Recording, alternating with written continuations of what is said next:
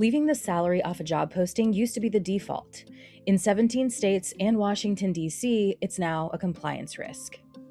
States including California, Colorado, Illinois, New York, and Washington now require employers to disclose a salary range in job advertisements. Some laws apply to every employer. Others kick in at a certain headcount, sometimes as low as 4 employees. Penalties range widely, and in New York City, they can reach into the hundreds of thousands of dollars for repeated violations. Here's the part that catches small businesses off guard. These laws don't just apply to companies headquartered in those states. If you post a remote role that someone in California or New York could apply to, you're generally expected to follow that state's disclosure rules, regardless of where your business is based.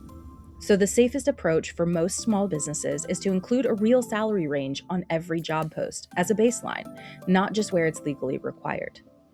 But compliance is the floor, not the reason to do this. This is also a competition issue.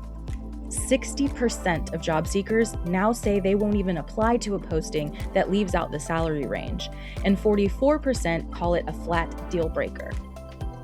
If your listing doesn't include a number and a competitor's does, candidates aren't digging around to find out what you pay.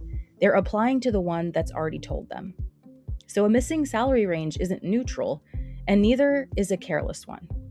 A lot of teams satisfy the letter of the requirement with a range so wide it tells candidates almost nothing, or a number copied from a competitor's post without checking whether it fits their market or their role. That checks a box, but it doesn't build trust and it can backfire later.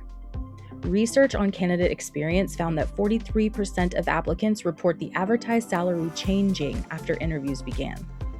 That reads as a bait and switch, whether or not it was intended that way, and it's a real reason candidates decline offers. So what does a range you can actually stand behind look like? A real number grounded in the specific role and market, not a guess or a copy-paste.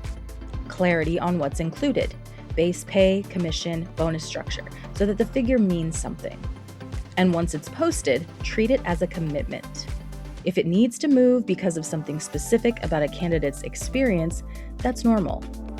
If it moves because nobody checked the number before it went live, that's the problem you're trying to avoid.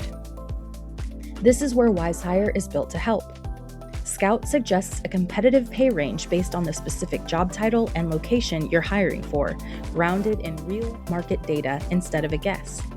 And our job templates give every posting the structure to include compensation clearly from the start. Because right now, the pay range isn't just a legal line item. It's one of the first things that a good candidate decides whether to trust you on, and getting the number right matters as much as including it at all.